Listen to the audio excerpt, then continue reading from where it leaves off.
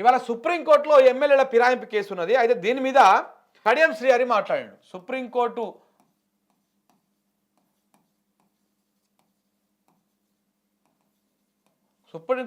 విచారణ మీద కడియం శ్రీహరి మాట్లాడడం జరిగింది. ఆయన ఏం మాట్లాడిండో ఒకసారి మీకు చెప్పేటువంటి ప్రయత్నం చేస్తా. ఒకసారి ఆయన మాట్లాడిన మాటలు మీకు వినిపిస్తా. ఫస్ట్ ఇగో ఎమ్మెల్యేల అనర్హత పిటిషన్ సుప్రీంకోర్టులో ఉంది. రేపు 10వ తారీఖు నాడు కూడా అది మళ్ళీ ఆర్గ్యుమెంట్స్కి వస్తున్నది. ఎవరైనా కోర్టు తీర్పుకు లోబడి ఉండవలసిందే. తప్పకుండా నా మటుకు నేను కోర్టు తీర్పును శిరసావహిస్తాను. ఉప ఎన్నికలంటూ వస్తే తప్పకుండా ఆ ఉప ఎన్నికలను ఎదుర్కోవటానికి ఎప్పుడు సిద్ధంగానే ఉంటాం. దాంట్లో రెండవ అభిప్రాయం ఏం లేదు. సో ఈయనకు అర్థమైపోయింది సినిమా. ఉప ఎన్నికలు రాబోతా ఉన్నాయి, సుప్రీంకోర్టు చాలా సీరియస్గా ఉన్నది, ఉప ఎన్నికలు రాబోతా ఉన్నాయనేటువంటి అంశము కడియం శ్రీహరి గారికి అర్థమైపోయింది. అందుకే ఆయన నిన్న ఓ మీటింగ్లో మాట్లాడుకుంటూ అట్లా అన్నాడు. సుప్రీంకోర్టులో ఉన్నది, కోర్టు ఏ నిర్ణయం తీసుకున్నా కోర్టు తీర్పుకు శిరసావహిస్తా, నేను ఉప ఎన్నికలకు సిద్ధంగా ఉన్నా అని చెప్పేసి నేను ఆయన చెప్పిండు. ఎందుకు చెప్పిండు ఈ మాట, దేనికి చెప్పిండు? స్పీకర్ ఆల్రెడీ నోటీసులు పంపించిండు వీళ్ళకి, మీ సమాధానం లిఖితపూర్వకంగా ఇవ్వండి అని. ఇలా ఆల్రెడీ ఇచ్చిర్రు.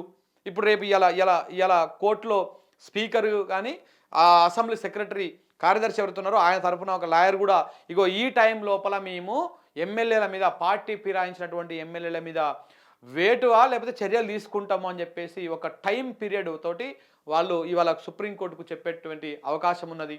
ఈ నేపథ్యంలో ఇవాళ కాకపోయినా ఇంకో నెలకో, 2 నెలలకో, 3 నెలలకో, 6 నెలలకో ఈయన పదవి పోవడం ఖాయము, ఉప ఎన్నికలు రావడం ఖాయము, ఆ ఉప ఎన్నికల్లో మళ్ళీ కొట్లాడడం ఖాయం. అందుకని కార్యకర్తలకు కానీ ప్రజలకు కానీ ఒక ఇండికేషన్ ఇచ్చిండు ఆయన.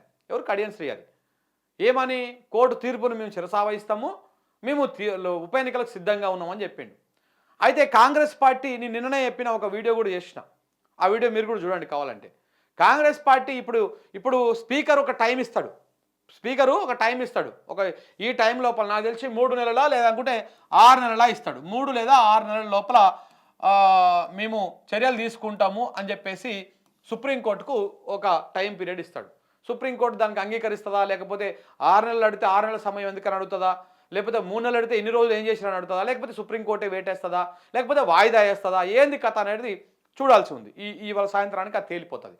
ఇదంతా పక్కన పెడితే సుప్రీంకోర్టు ఏ రకమైనటువంటి ఆదేశాలు ఇచ్చినా, ఒకవేళ టైం పీరియడ్కి ఒప్పుకొని ఆ లోపల మీరు చర్యలు తీసుకొని చెప్పినా, కాంగ్రెస్ పార్టీ ఏం చేస్తుంటే ఒక 4 ఎమ్మెల్యేలతోటి ఈ పార్టీ మారినటువంటి వాళ్ళతోటి రాజీనామా చేయించేటువంటి ఆలోచనలో కాంగ్రెస్ పార్టీ ఉన్నది. దాంట్లో 1 ఖైరతాబాదు, 2 స్టేషన్ గన్పూర్, 3 తెల్లం వెంకట్రావు, 4 బాన్స్వాడ నుంచి పోచారం శ్రీనివాసరెడ్డి.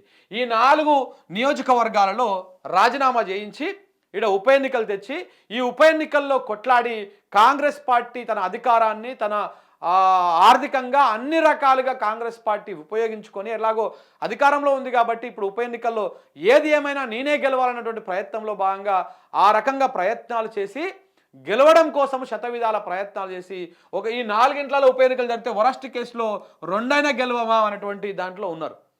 2 గెలిచినా కానీ కాంగ్రెస్ పార్టీ మా గెలుపుగానే మేము మా ప్రభుత్వం అద్భుతంగా పనిచేస్తుందని చెప్పుకునేటువంటి అవకాశం ఉన్నది. సో కాబట్టి ఈ రకమైనటువంటి ప్రయత్నాలు జరుగుతూ ఉన్నాయి. ఉప ఎన్నికలు తథ్యం తెలంగాణలో. కాకపోతే ఒక ఎన్నిక ఒక స్థానంలో వస్తుందా, 4 స్థానాల్లో వస్తుందా, 10 స్థానాల్లో ఒకటేసారి వస్తుందా అనేది చూడాల్సి ఉంది. దీనికి కూడా బీజేపీ సహకరించాలి, కేంద్ర ప్రభుత్వం కూడా కొంత అనుకూలంగా ఉండాలి. ఒకవేళ సుప్రీంకోర్టు కనుక ఇవాళ వేటేసేసింది అనుకో వాళ్ళ మీద, ఇంకా సచ్చినట్టు ఎన్నికల నోటిఫికేషన్ వస్తుంది, 10 నియోజకవర్గాల్లో ఉప ఎన్నికలు జరుగుతాయి.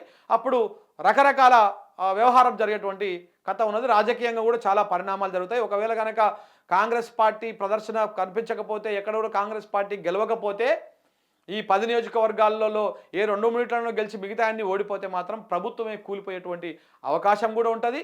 ఎందుకంటే ఇంకా అలా ఉన్నటువంటి ఎమ్మెల్యేలు కూడా ఇంకా తిరగబడతా ఉంటారు. ఇప్పటికే 16 మంది ఎమ్మెల్యేలు తిరుగుబాటు జెండా ఎగరేస్తూ ఉన్నారు కాంగ్రెస్ ప్రభుత్వం మీద, రేవంత్ రెడ్డి వ్యవహారం మీద.